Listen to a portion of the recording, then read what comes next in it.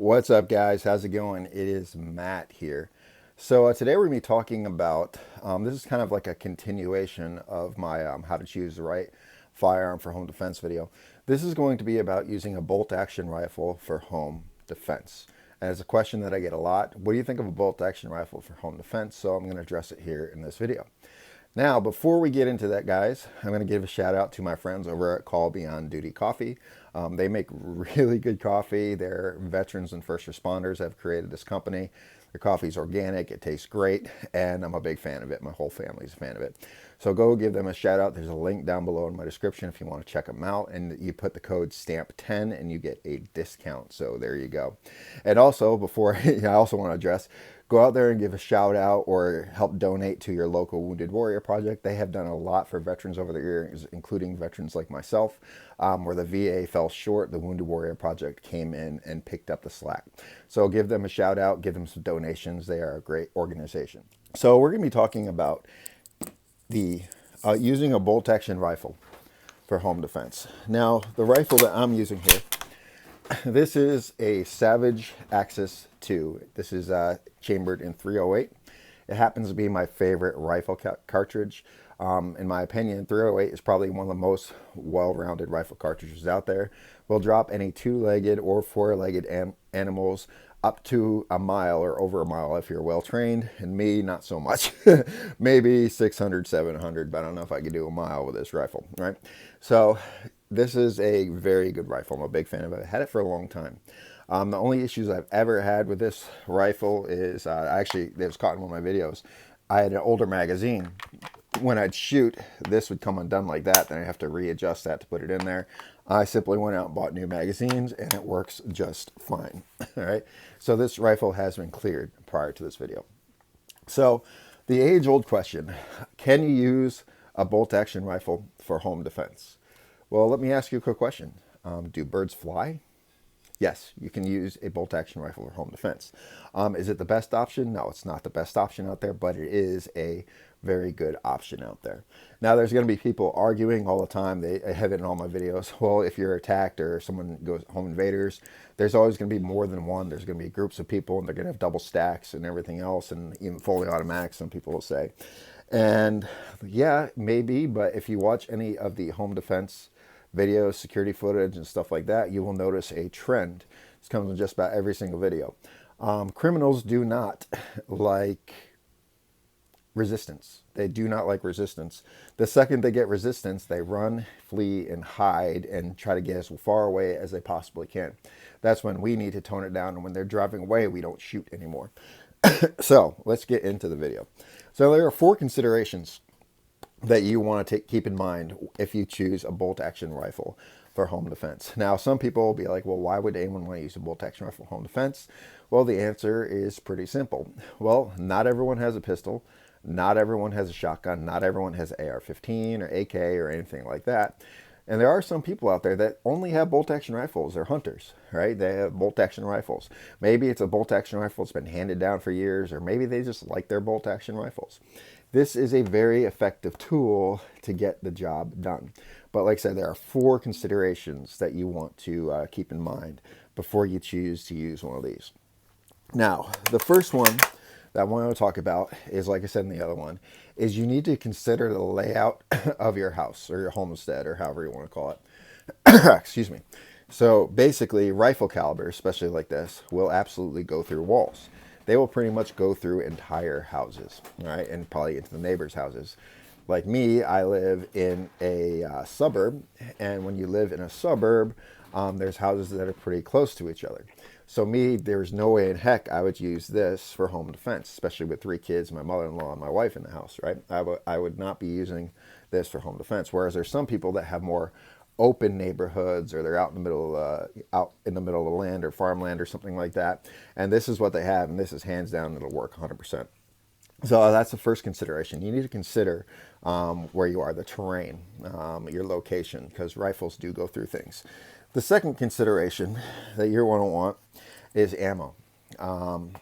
Basically, most firefights are stopped pretty, with only a few amount of rounds. Usually about 3 to 4 rounds is what they're usually stopped in.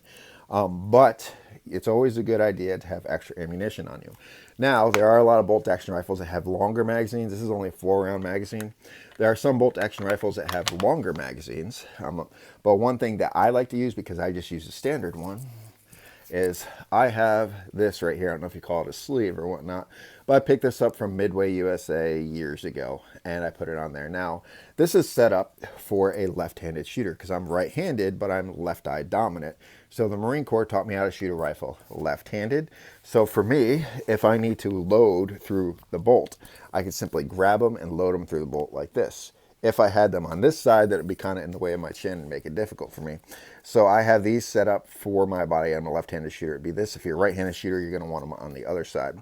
So you want to have extra ammunition available. Now this ammunition I'm using it right here, this is 308 Core-Lokt. All right, this is the Core-Lokt. It's a classic hunting round. It works very well. It's dropped a lot of game. And it's just a great cartridge in general. The next consideration for this, which would be the third consideration, is when it comes to running a bolt action rifle. It is obviously, it's not a semi-automatic, so you need to be fluent in using the bolt. You have to know how to run the bolt. So there's a couple things that you want to do. You want to make sure that bolt is lubed up. If it's been sitting around for years or months or however long it was, it may stick a little bit. So check it occasionally. Just make sure the bolt is smooth and slick and running. And if not, then just throw some lube on it and it's good to go. The other thing you want to consider is training. Okay, so you need to be able to train to use a bolt action rifle. This right here is what's called a snap cap. All right, so it looks like a bullet, but it ain't a bullet. It is, I believe it's aluminum. I'm not sure exactly what's made of, but it feels like kind of either metal or some sort of polymer. I'm not sure exactly. And on the back here, there is a rubber pad. You can see the mark of the hammer in there where I've actually trained and used this. Right there, that goes in there. So when the bolt hits it, it'll bounce off that. It'll hit something. It won't be hitting something solid. It won't damage your bolt or it won't damage anything. So, and this won't go off, obviously, because it's not a real bullet. So you can go out and get some of these. Now these are not cheap. Unfortunately, snap caps are not cheap. It came in two. When it came to I bought 308, it came with two of these.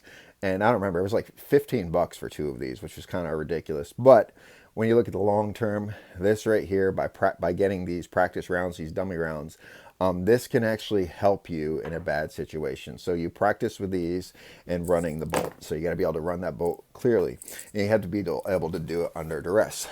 For example, if you don't push this all the way down, it won't go down all the way. It won't go to battery. So you got to be able to move it smoothly, right? And you need to be able to do that under duress. So you have to train with that on a daily basis. So I'd recommend going out and getting some snap caps. Those will absolutely help you. Now, the fourth consideration. Now, this is a big one. All right, this is a big one. The optic you use. So now when it comes to most hunting optics like this I think it's a Bushnell. I believe it's Bushnell. I painted it over years ago, but I'm pretty sure it's a Bushnell. So there's a variable zoom. What that means is basically you zoom in and zoom out.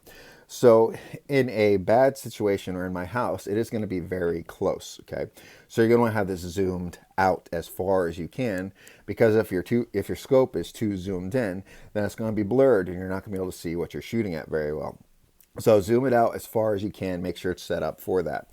The other part that comes with that is you have to zero this correctly, okay? Now, there's a couple caveats when it comes to zeroing. Now, some people, depending on what you do, they'll say zero at 200, 300, or whatever. In the military, in the Marine Corps, they taught us to do it at 200. I've always preferred zeroing my rifles at 100 yards. And the reason I do that is because it isn't so much of a, what do you say? It's easier to do Kentucky windage at a distance, or if they're closer or farther away if need be. So what Kentucky windage is if you're missing a little bit, you aim in a different direction or something like that. So what happens is when I zero this, I usually start off at 50 yards just so I could see where it's printing. And then I zero it at 100 yards. So I set this up perfectly and I make the adjustments so I have it within where I want it to do, so I have good groups and center mass. The caveat to that is once you have it zeroed at that 100 yards, if you are up close and in person, and if you aim center mass, say if I'm aiming here, okay, it's going to go up here. like going up in this general area. It's going to raise when you're shooting, because when a round comes out of a muzzle, it doesn't go straight. It kind of goes up and down onto the target.